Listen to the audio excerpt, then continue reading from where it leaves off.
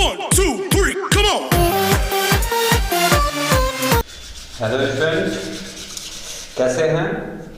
चलिए आज हम लोग ज्योमेट्री के इंट्रोडक्शन पार्ट को देखते हैं। ये ज्योमेट्री आप लोग के लिए या मैथ्स के का सबसे इम्पोर्टेंट पार्ट होता है। इसके बिना मैथ्स अधूरा है। और ये जो इंट्रोडक्शन पार्ट है ये सभी क्लास के लिए काफी इम्पोर्टेंट है, चाहे वह क्लास 6 का स्टूडेंट हो, 7th का हो, 8 का हो, 9th का हो, 10th का हो, इसके ऊपर जो भी क्लास के स्टूडेंट हो, सभी विद्यार्थी को ये सभी बातें अच्छी तरह से आनी चाहिए, क्योंकि ज्योमेट्री के बिना शायद मैथ्स की कल्पना नहीं कर सकते हैं।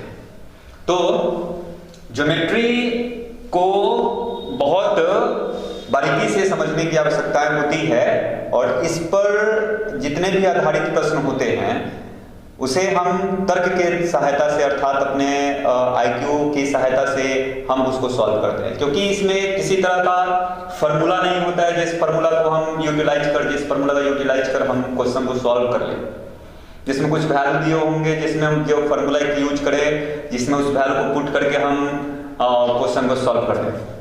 इसमें सारे के सारे क्वेश्चन आपको कुछ प्रमेय हम पढ़ेंगे, कुछ हम लोग एक प्रमेय पढ़ेंगे जिस प्रमेय की सहायता से दिए गए कथन को सत्य करना होता है, सिद्ध करने होते हैं। तो ये काफी इंटरेस्टिंग सब्जेक्ट है, या सब्जेक्ट नहीं, ये काफी इंटरेस्टिंग चैप्टर होने जा रहा है। तो आप सभी स्टूडेंट एक्साइटेड होकर इस चैप्टर को देखेंगे और मैं कोशिश करूंगा कि आपको बहुत अच्छे तरह से मैं इसको अंडरस्टूड करवाऊं। तो जैसा कि ज्योमेट्री जो चैप्टर है जिसको हम हिंदी में ज्यामिति कहते हैं।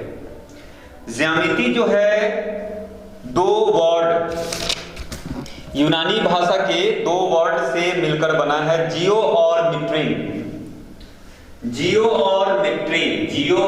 मेट्री। यूनान भाषा के दो शब्दों, ज्योमेट्री जो है यूनान भाषा के दो शब्दों जियो और मेट्री से बना है। जियो का अर्थ होता है भूमि या कोई स्पेस कहे तो जगह, और मेट्री का अर्थ होता है मापन। अर्थात ज्यामिति विकसित हुआ, कहने का तात्पर्य है कि विकसित जमीन यानी कि भूमि के मापन से ज्योमेट्री विकसित हुआ। और इसका अभी इतना विस्तार रूप है कि जिसकी कल्पना हम नहीं कर सकते हैं। अर्थात इसमें अगर हम इसके बारे में अगर सोचे या इसका अध्ययन अगर बारीकी से करें तो यह अथाह समुद्र है जिसको पार पाना बहुत मुश्किल नहीं है, लेकिन कहीं ना कहीं ये और लेसन की अपेक्षा टफ होता है। लेकिन छोड़िए, टफ होगा नहीं, क्योंकि मैं आपको पढ़ाने जा रहा हूं, आके आशीष सर पढ़ाएंगे तो टफ होने का कोई बात ही नहीं है। चलिए, तो ज्यामिति शब्द यूनान भाषा के दो शब्दों जियो और मेट्री से बने हैं। जियो का अर्थ होता है भूमि, मेट्री का अर्थ होता है मापन, अर्थात भूमि के मापन।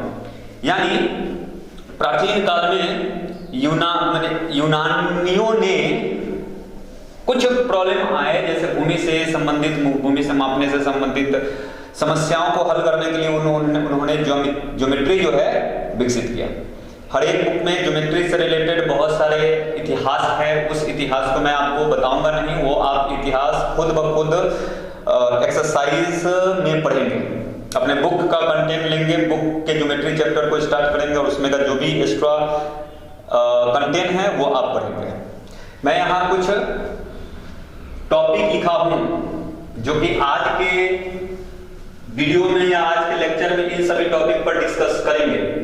तो आप ये सभी टॉपिक को अच्छे तरह से समझेंगे और कोशिश करेंगे कि सभी को हम लोग अच्छे तरह से समझकर ताकि समझें और ताकि अगले वीडियो या हम जब एक्सरसाइज इससे रिलेटेड एक्सरसाइज को हल करें तो हमें किसी भी प्रकार का प्रॉब्लम ना हो। तो बच्चों स्टार्ट करते हैं। यहां एक दिया है कथन। कथन का क्या तात्पर्य है? कथन एक कथन होता है कि जिसे हम सत्य या असत्य कह सकते हैं अपने तर्क की सहायता से, जिसे हम सत्य या असत्य, यानी एक ऐसा वाक्य होता है जिसे हम निश्चित रूप से सत्य है या असत्य है इसे बता सकते हैं।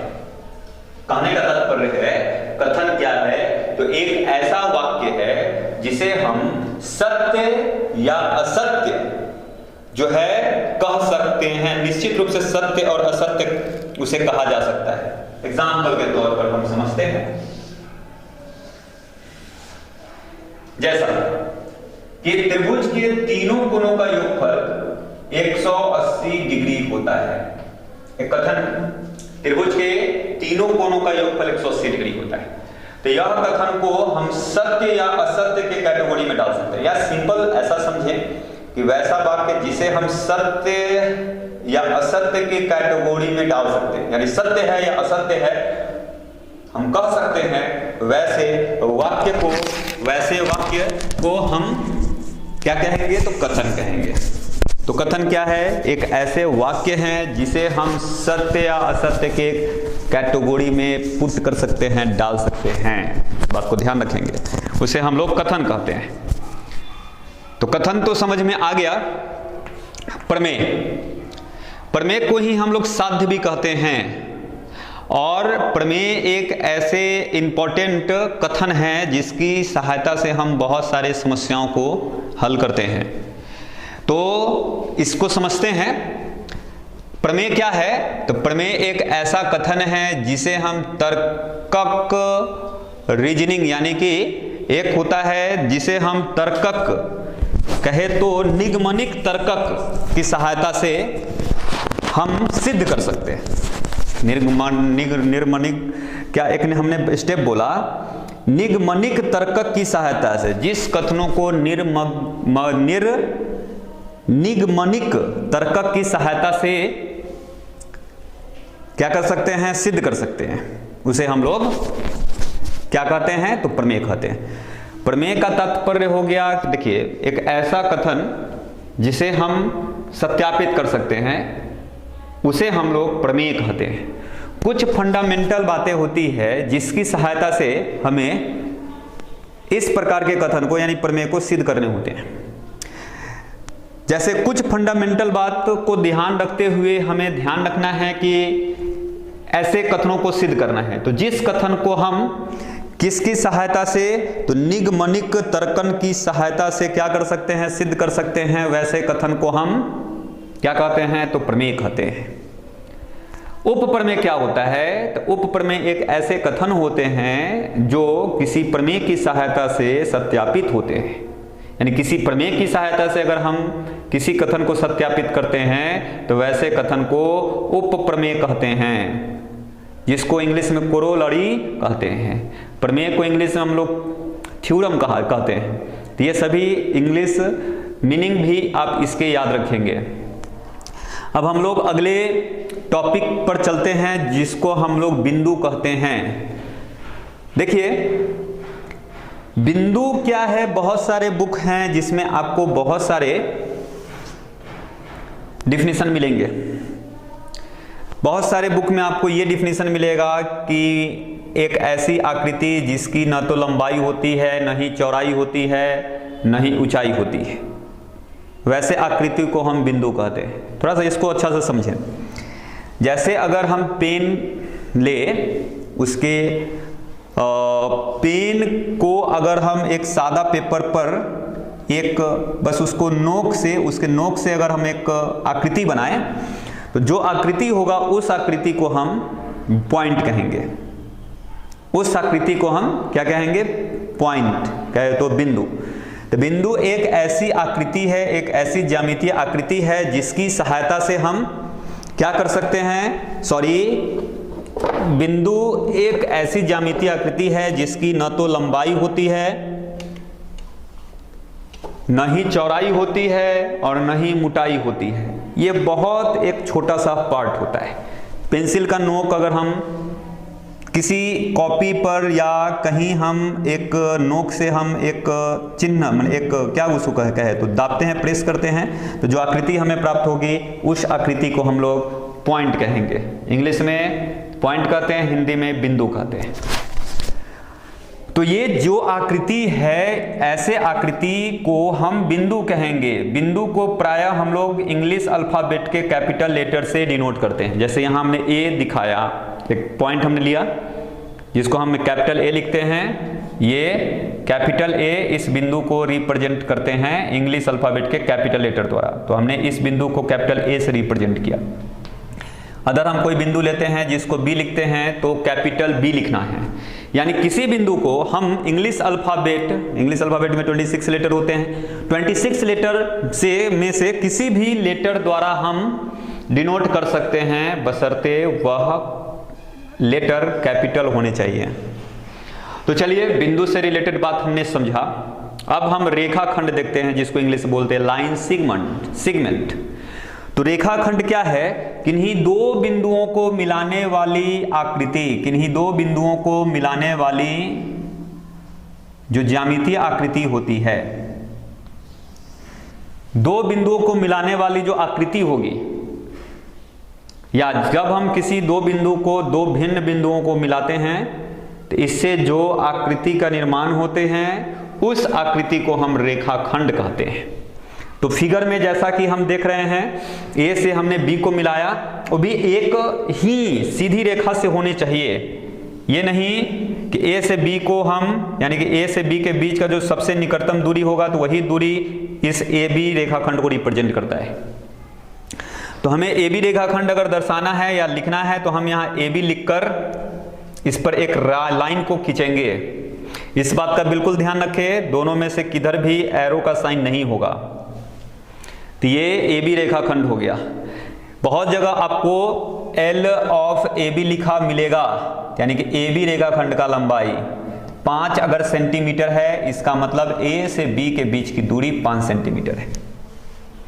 या ए बी लिखकर इस तरह से लाइन खींचा हुआ है, इसका यह मतलब है कि ए बी रेखाखंड की लंबाई 5 सेंटीमीटर है। तो जैसा कि हमने रेखाखंड को अच्छी तरह से समझ लिया है, लाइन सेगमेंट इसको इंग्लिश में बोलते हैं। तो बिंदु क्या होता है? तो बिंदु एक ऐसी ज्यामितीय आकृति है जिसकी लंबाई, चौड़ाई और मोटाई नहीं होती है। एग्जाम्पल में हम लिख सकते हैं कि एक पेंसिल के नोक से अगर हम किसी पेपर पर प्रेस करें नोक से, तो जो आकृति बनती है वह एक बिंदु होता है। और किन्हीं दो भिन्न बिंदुओं को मिलाने वाला जो आकृति होता है उस आकृति को हम रेखाखंड कहते हैं। तो रेखाखंड समझ में आ गया, जिसको इंग्लिश से बोलते हैं लाइन सेगमेंट। अब नेक्स्ट जो है स्टेप है, नेक्स्ट टॉपिक किरण है। तो किरण को भी हम लोग समझेंगे। किरण क्या होता है कि कोई अगर रेखाखंड है, अगर इसके किसी एक बिंदु को किसी एक डायरेक्शन में अनंत तक बढ़ाया जाए तो जो आकृति बनता है किसी एक ही को, या तो ये अंत बिंदु या तो ये अंत बिंदु, दोनों में से किसी एक बिंदु से इसको आगे की ओर बढ़ाया जाए अनंत दूरी तक, तो जो आकृति होते हैं उस आकृति को हम क्या कहेंगे? किरण कहेंगे। किरण को इंग्लिश में हम लोग रे कहते हैं। किरण को इंग्लिश में रे कहते हैं।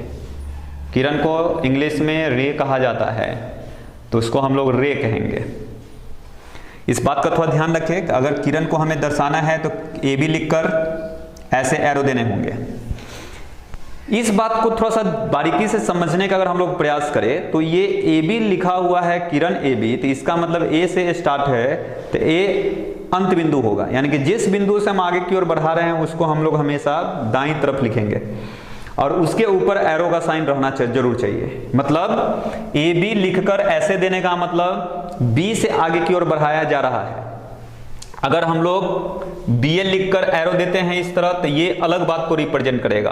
कहने का मतलब बी कोई प्रारंभिक बिंदु होगा, ये अंतिम बिंदु होगा, लेकिन इस बिंदु से आगे की ओर हम इसको बढ़ाएंगे कहां तक? तो अनंत तक। तो यह जो हो गया क्या चीज का? तो किरण का डिफिनीशन हो गया। तो ये बी ए को रिप्रेजेंट कर रहा है और ये ए बी को रिप्रेजेंट कर रहा है। दोनों में डिफरेंट बातें हैं।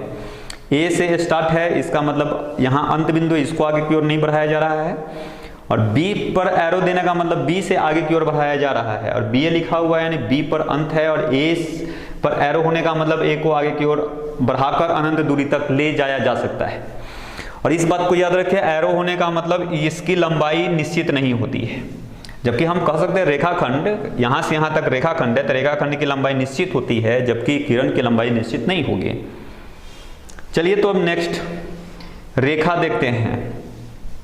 जब हम किसी रेखाखंड को के दोनों बिंदु से आप आगे की ओर अगर हम इसको बढ़ाएं, अब एक ही दिशा में यानी विपरीत दिशा में हम बढ़ाएं अनंत दूरी तक, तो जो क्या होता है, फिगर का निर्माण होता है या जो आकृति का निर्माण होता है, उस आकृति को हम लोग रेखा कहते हैं, लाइन कहते हैं। तो इसके दोनों बिंदु जो है अनंत दूरी तक, दोनों बिंदु से हमें अनंत दूरी तक अलग अलग दिशाओं में इसी सीध में अनंत दूरी तक बढ़ाने होंगे। तो ऐसे आकृति को हम लोग बोलेंगे क्या, तो रेखा। ये हो गया रेखा के डिफिनीशन। और कभी आपको रेखा दर्शाना है तो ए बी लिखकर ऐसे दे दीजिए, रेखा को दर्शा दिए। अगर किरण को दर्शाना है तो ए बी लिखकर ऐसे दे देंगे, बशर्ते इस बात का ध्यान रखें किधर से बढ़ रहा है। और रेखाखंड को अगर दर्शाना है तो ए बी लिखकर सिर्फ उस पर रेकरिंग दे दीजिए, तो रेखाखंड हो गया। अब यहां कॉलिनरी पॉइंट मतलब संरेख बिंदुएं। संरेख बिंदुएं का क्या मतलब, देखो संरेख होने के लिए मिनिमम 2 से अधिक बिंदु होने चाहिए। 3 या 3 से अधिक बिंदुएं, 3 बिंदुएं या 3 से अधिक, 1 2 3 हमने लिया। 3 या 3 से अधिक अगर बिंदुएं एक ही रेखा में हो, अर्थात तीनों से होकर हम एक रेखा, एक सरल रेखा को अगर हम क्या कर सकते हो, पास कर सकते हो या पास कर सकते हैं, तो हम तीनों बिंदु को कहेंगे कि संरेख है। 3 या 3 से अधिक बिंदु संरेख तभी कहे जाएंगे जब उन सभी से होकर हम एक रेखा, एक सरल रेखा गुजार सकते हैं। अगर हम 3 या 3 से अधिक बिंदुओं से अगर एक सरल रेखा गुजार सकते हैं तो उन सभी बिंदुओं को हम क्या कहेंगे, संरेख है। जैसे यहाँ ए बी सी 3 बिंदु दिया गया है, हम तीनों बिंदु से एक सरल रेखा को गुजार कर दिखाया है, हमने दिखाया है, तो हम ये ए बिंदु, बी बिंदु और सी बिंदु को कहेंगे कि संरेख बिंदु है। और दूसरा होता है इसी में असंरेख, नॉन कॉलिनियर पॉइंट बोलते हैं, यानी कि 3 या 3 से अधिक बिंदु अगर एक ही रेखा में न हो। देखिए यहाँ 3 बिंदु हमने दिया, तो किसी 2 ही बिंदु से हम एक रेखा गुजार सकते हैं, किन्हीं 2 ही बिंदु से होकर, तीनों बिंदु से होकर एक रेखा नहीं गुजारा जा सकता है। तो ऐसे बिंदुओं को हम असंरेख बिंदु कहेंगे। तो संरेख और असंरेख आप लोग अच्छे तरह से समझ गए होंगे। प्रतिच्छेदी रेखाएं, 2 भिन्न रेखाएं जिस बिंदु पर एक दूसरे को, या प्रतिच्छेदी रेखाएं, यदि 2 भिन्न रेखाएं के उभयनिष्ठ, अगर किसी बिंदु पर उभयनिष्ठ हो, 2 भिन्न रेखाएं यदि किसी बिंदु पर, देखते हैं 2 रेखाखंडों, 2 रेखा के कटान बिंदु को हम लोग बिंदु कहते हैं, जहां करता है उसको, उस स्थान को, उस प्लेस को हम लोग पॉइंट से रिप्रेजेंट करते हैं। 2 भिन्न रेखाएं के उभयनिष्ठ अगर किसी बिंदु पर अगर मिलते हैं तो वैसे 2 रेखाएं प्रतिच्छेदी रेखाएं कहलाती हैं। ये दोनों रेखाएं प्रतिच्छेदी रेखाएं। एक बात भी ध्यान रखना है, ये 2 रेखाएं भी प्रतिच्छेदी रेखाएं हैं। रेखाएं प्रतिच्छेदी तब होंगी जब किसी एक दिशा में अगर हम बढ़ाएं और आपस में अगर मिल जाए तो वैसी रेखाएं प्रतिच्छेदी रेखाएं। ये कभी भी मत समझेंगे कि यहाँ पर ये प्रतिच्छेदी रेखाएं नहीं हैं, हाँ इस डायरेक्शन में बढ़ाने पर नहीं मिलेगा, लेकिन इस दिशा में जब हम इस दोनों को बढ़ाएंगे तो किसी एक बिंदु पर जाकर मिलेगा, तो ऐसे दोनों रेखाएं प्रतिच्छेदी रेखाएं कही जाएंगी। ठीक है, तो बच्चों अब हम लोग देखते हैं संगामी रेखाएं। 2 से 3 या 3 से अधिक रेखाएं सभी एक ही बिंदु से होकर जाए, सभी एक ही बिंदु से होकर जाए। देखिए 3 या 3 से अधिक रेखाएं, देखिए यहाँ बहुत सारे रेखाएं, L, M, N, O हमने लिया। ये सभी रेखाएं इस एक बिंदु है P मान लेते हैं, इस बिंदु से होकर जा रहा है। 3 या 3 से अधिक रेखाएं अगर एक ही बिंदु से होकर पास हो, गुजरती हो, तो ये सभी रेखाएं कनकरेंट लाइंस कहे जाते हैं। और ऐसे बिंदु कनकरेंट पॉइंट कहे जाते हैं, यानी संगामी बिंदु, प्रतिच्छेदक रेखाएं। और ये बिंदु दो रेखाओं के प्रतिच्छेद जहां करते हैं तो वैसे बिंदु को प्रतिच्छेदक बिंदु कहते हैं। इस बात को ध्यान रखेंगे, ठीक है। अब उसके बाद एक टर्म आता है तल का। उसके बाद एक टर्म है तल, यानी एक ऐसी सतह जिस पर स्थित किन्हीं दो बिंदुओं को जोड़ने वाली रेखा का प्रत्येक बिंदु उसी सतह पर हो। माने ऐसी सतह को तल कहेंगे जिस पर स्थित किन्हीं दो बिंदुओं को मिलाने वाली मिलाने वाली रेखाखंड कि सभी बिंदुएं उसी तल पर हो। देखिए, इस दो बिंदुओं को मिलाने वाली एक ऐसा रेखाखंड जिसकी सभी बिंदुएं उसी पर हो, तो ऐसे जो क्या होगा, ऐसा जो सतह होगा उस सतह को हम लोग तल कहेंगे। अब इस पर हम एक पॉइंट ले ले और किसी दीवार पर अदर पॉइंट ले ले और इसको मिला दे, तो इससे ठीक है, मिलाने वाला जो रेखाखंड है उसका कोई भी बिंदु इस पर नहीं है या किसी और पर नहीं है, तो उसको हम लोग तल नहीं कहेंगे। तो तल क्या होता है, किसी भी क्या चीज, तो इस बात को ध्यान रखना है। तल का डिफिनीशन, एक ऐसी सतह जिस पर स्थित किन्हीं दो बिंदुओं, एक ऐसी सतह जिस पर स्थित किन्हीं दो बिंदुओं को मिलाने वाली रेखाखंड कि सभी बिंदुएं, यानी सभी बिंदुएं उसी पर हो। ऐसे एक बात ध्यान रखिएगा, एक बिंदु जो होता है उस पर अनंत पॉइंट होते हैं, अनंत बिंदुएं होते हैं। एक छोटा सा रेखाखंड की अगर बात करें, इस पर नंबर ऑफ पॉइंट्स कितने हैं, तो इनफाइनाइट नंबर ऑफ पॉइंट है। ये मत सोचिएगा कि बड़ा लाइन सेगमेंट होगा तो इससे ज्यादा इनफाइनाइट नंबर ऑफ, बहुत सारे लाइन पॉइंट्स होंगे, छोटा हो या बड़ा हो, नंबर ऑफ पॉइंट्स इनफाइनाइट होंगे। इस बात का ध्यान रखेंगे। तल का डिफिनेशन हमने समझ लिया। और नेक्स्ट है समांतर रेखाएं। दो भिन्न रेखाएं समानांतर तब कहे जाते हैं जब दोनों में उभयनिष्ठ बिंदु, एक भी बिंदु उभयनिष्ठ ना हो। दो रेखाएं समानांतर तब कही जाती है जब दोनों में एक भी बिंदु उभयनिष्ठ ना हो। देखते हैं, ये दो रेखाएं ऐसी रेखाएं हैं जिसमें एक भी बिंदु उभयनिष्ठ नहीं। इसको जब हम आगे की ओर या इसको पीछे की ओर भी बढ़ाएंगे तो ये आपस में नहीं मिलेंगे, किसी बिंदु पर कटेंगे नहीं। तो ऐसी रेखाओं को हम लोग समानांतर रेखाएं कहते हैं। तो ये आज के ज्योमेट्री के बेसिक पार्ट हो गए हैं। बोर्ड पर लिखे गए सभी टॉपिक को, या जितने भी आपको टॉपिक हमने लिख कर रखा है, उस सारे टॉपिक को वीडियो के माध्यम से उसके डिफिनीशन को लिखकर याद कर लेंगे और उसको वीडियो को बार बार देखकर वीडियो से हर एक चीज को याद करने का कोशिश करेंगे। तो आज का वीडियो यहीं समाप्त होता है। और वीडियो को जब देख लें तो वीडियो को लाइक करना नहीं भूलें और चैनल को सब्सक्राइब करें। जब चैनल को सब्सक्राइब करेंगे तो वहाँ एक बेल आइकन होगा जिसको दबाएंगे तो प्रत्येक नए वीडियो का नोटिफिकेशन आपको मिलेगा, ताकि आप किसी भी वीडियो से आप अछूते न रहें। ओके, आज का वीडियो यहीं समाप्त होता है।